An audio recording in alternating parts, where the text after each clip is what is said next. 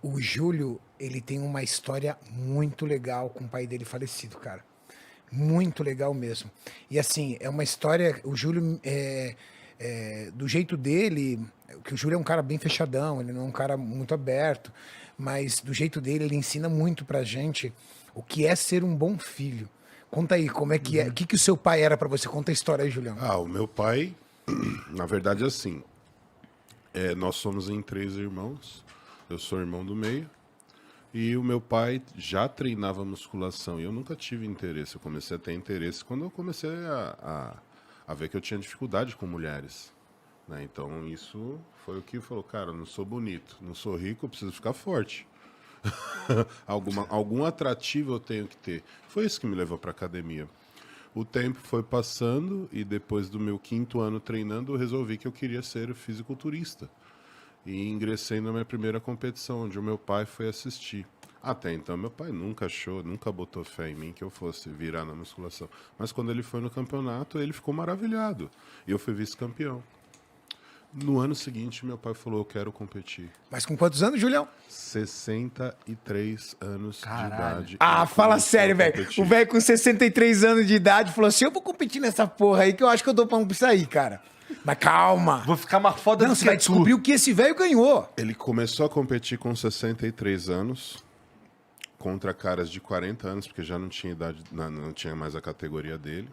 Ganhou alguns campeonatos em cima desses caras de 40. E depois ele se tornou campeão brasileiro na categoria dele, bicampeão sul-americano, também tudo na Isso, categoria vovô. de Master. Isso Mano, de vovô. bicampeão sul-americano com quantos anos, Sul-americano, Julião? 67 anos, na melhor forma da vida. Ô, mano, quase beirando 70. Respeita o velho, vai, mano. Ó, meu pai era Maneiro. meu companheiro de treino. Ele era o cara que treinava comigo praticamente todos os dias. Era ele que em todos os eventos que tinha de fisiculturismo comigo. Então, assim, o meu pai, ele não era só meu pai, ele era meu pai e meu melhor amigo. E o final dele, como foi? Meu pai faleceu em 2014 de infarto fulminante. Em 2014, ele já tinha parado de competir e não tinha mais motivo para que ele voltasse. Por quê? Porque não tinha mais cara da idade dele. E o último sul-americano que ele foi, ele se apresentou, não tinha atleta para competir contra ele. Então ele foi, se apresentou, pegou o título, estava na melhor forma da vida dele, mas aquele fator motivacional de ter um rival não existia. Ganhar de alguém não tinha Exato, mais. não tinha mais. Então meu pai não tinha rivais. Então era um cara que sempre se superava por quê? Pela grande idade e pela melhor forma física. Quando ele chegou aos 67, foi a última competição. E 3 anos depois, quando ele tinha 70 anos, isso foi em 2014, nós fomos até um evento e tinha um grande atleta da década de 90, chamado Francisco Sedurnik, Chicão, grande abraço, Chicão, que estava voltando a competir. E ele viu que muita gente conhecia o cara. Cara, ele ficou muito enciumado. Ele falou, não é possível, eu tenho um cara agora aqui da minha idade. Agora eu tenho motivo para voltar a competir, eu vou voltar. Quantos anos, Julião? 70. Mano, 70 anos, velho, querendo caçar assunto, vai. 70 anos. Que da hora, E eu olhando Muito aquilo, eu legal. falei, puta que pariu, meu pai tá velho, cara. Não quero mais que ele compita, tem que segurar o BO dele agora. Pai, não precisa, isso e aquilo. Deixa quieto, cara. Você já provou, você é o melhor. Não, mas esse cara voltou, ele tem a minha idade, eu quero voltar a competir. Falei, pai, o campeonato tá em cima. Não, eu quero, eu vou. Fala, ó, vamos fazer assim? Eu deixo você ir nesse evento, depois a gente vai pro Sul-Americano e encerra ali a sua trajetória. Já tá ruim para você competir com 70 anos, a gente precisa preservar ao máximo a sua saúde. Não, eu quero. Aí ele foi em casa, conversou com minha mãe também não queria, a gente relutou um pouco, mas ele decidiu que ia e a gente só abraçou a causa como sempre. Fez a preparação muito curta, ele preparou cerca de 60 dias, é óbvio que não tinha condição de trazer o melhor físico. Foi o dia do evento, ele se preparou para ir pro evento e foi muito foda, porque, tipo, cara, passou o campeonato todo, deixaram os velhinhos por último. Ele competiu, ele chegou, tipo, cedo, foi embora quase meia-noite Tá no campeonato. maldade, hein, velho. Muita maldade Falta de com os noção, senhorzinhos. Falta de noção total. Cara, ele saiu da competição e a gente sempre saía pra comer junto. Nós saímos da competição e, puta, sabe o que é? Eu não tô afim de comer, cara. Vamos pra casa, a gente come uma pizza com a mãe. Ah, quer saber? Vamos embora pra casa. Catei o Baby, que é um dos grandes amigos que eu tenho. Ô, o Baby tava junto, velho. Ele tava junto. e fomos para casa do meu pai. Fomos para casa do meu pai, chamamos uma pizza, minha mãe sentou, ele estava cabisbaixo porque ele havia perdido a competição, ele foi vice-campeão para esse cara e estava puto. Eu falei, cara, a gente falou para você, não dava tempo assim de você chegar no seu melhor, mas a gente tem um tempo até o sul-americano e você vai provar que você é melhor que ele. Eu sei que você é melhor, todo mundo aqui acredita em você, só que você não teve o tempo hábil para provar isso. Então continua fazendo o que você está fazendo, que vai dar certo. Meu pai saiu, comeu a pizza, no dia seguinte ele já estava na dieta porque ele queria competir no sul-americano. Quarta-feira ele começou a se sentir mal, de quarta para quinta. Na madrugada de quinta-feira ele faleceu dormindo. Caralho. Faleceu dormindo. Então, assim, foi uma despedida dele do jeito dele. Ele queria competir, ele queria encerrar a carreira dele em grande estilo. Imagina se você não deixa, Julião. Agora, você imagina se acontece Exatamente. se eu não deixo ele competir. Como é que fica a sua cabeça A depois? frustração que eu teria de não ter deixado meu pai competir, de não ter feito o que ele queria fazer, era a vontade dele.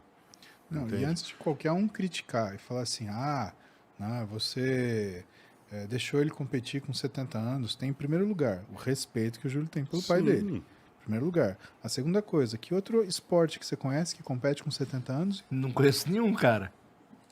Você pega os caras que jogam futebol com 40, eles estão... 40 acabou já. Meu Deus do céu. E quando vira técnico, então, já ganha 140 quilos e, cara, você fala, quem que é esse cara? Quem que é essas duas pessoas que estão aí? É. Né? Cadê aquele maluco? Né?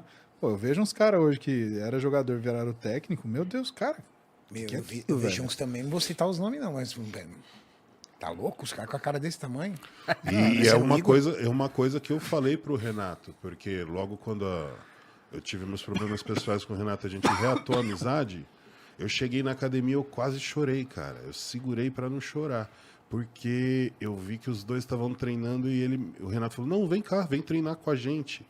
E puta, eu meio que me senti meio abraçado e falei, cara, eu tô vendo o Gui treinar aqui, eu tô viajando, achando que o meu pai tá aqui junto, e o Gui representando eu e o Renato representando meu pai. Então aquilo foi muito nostálgico para mim, muito enriquecedor, porque eu falei isso pro Renato, falei, cara, não tem nada mais prazeroso do que você ter condição de passar tudo que você sabe pro seu filho. No meu caso foi o contrário, porque eu era o treinador do meu pai.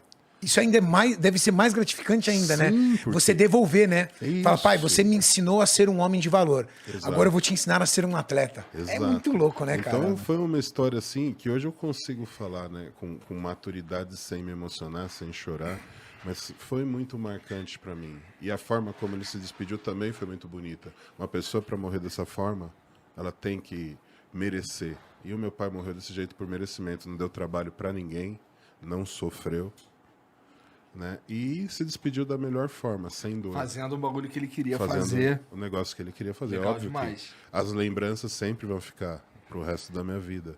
Mas a vida é isso, né, cara? Um dia nós teremos que passar por isso, todos nós. E chegou o meu momento, infelizmente chegou a minha vez.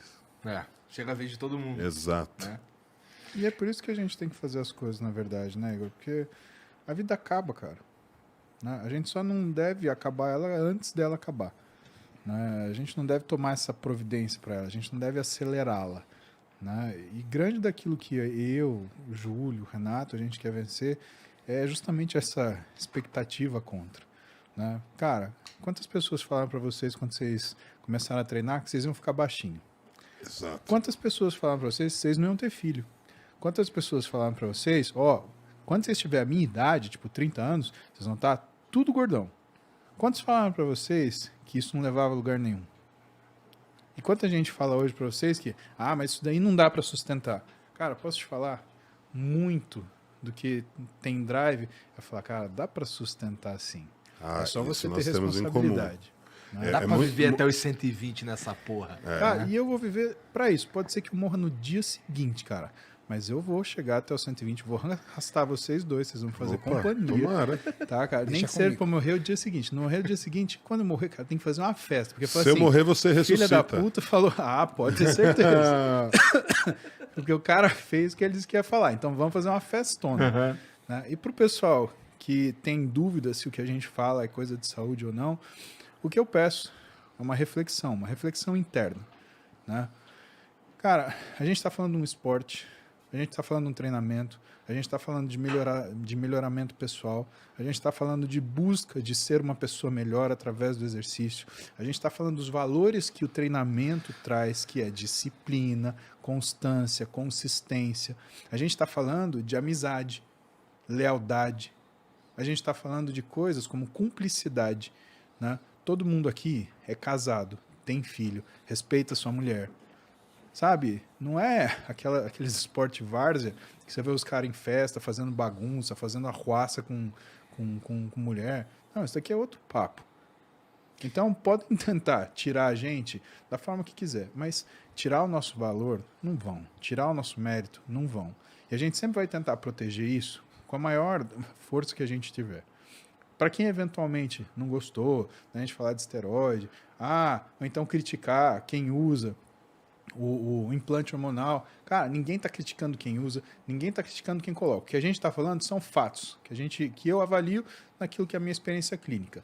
Cada médico tem sua licença profissional, sabe o que foi difícil conquistá-la e sabe, então, o que ele tem que fazer para mantê-la. O que é a única coisa que eu peço como médico e sênior, porque hoje eu sou um médico mais velho, né? Tenha juízo para você não ferir seu paciente. Todo mundo hoje quer sair da faculdade e ganhar dinheiro. Eu escuto um monte de aluno falar assim, não, mas o que dá dinheiro se eu fizer?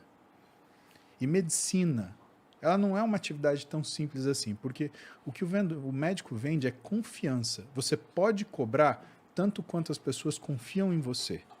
Só que você só adquire confiança quando você se torna um bom profissional. E um bom profissional vem com conhecimento. E esse conhecimento, essa sabedoria, ela vem do estudo e da experiência.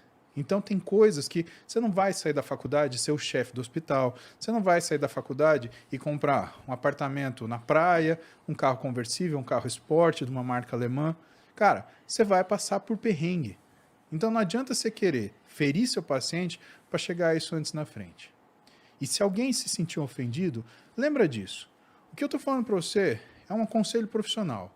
Um paciente que vai num médico do esporte não vai só em um médico do esporte e não vai só em médico do esporte. O paciente que vai num médico do esporte, ele vai em outros médicos do esporte procurando, às vezes, uma resposta que ele quer ouvir, porque ele não está satisfeito. Isso é uma característica desse paciente. Ele vai em outros médicos, ele vai em cardiologista, ele vai em pneumologista, ele vai em gastroenterologista. Então, tudo que você faz para o seu paciente, que seja o implante, que seja o esteroide, tem um monte de médico vendo. E se você entrega a receita para o seu paciente, pode ter certeza que essa receita bateu uma foto, está num grupo de WhatsApp. Então, não adianta você querer fazer as coisas de uma forma que você se esconda, ou então achar que você está acima de qualquer tipo de julgamento, porque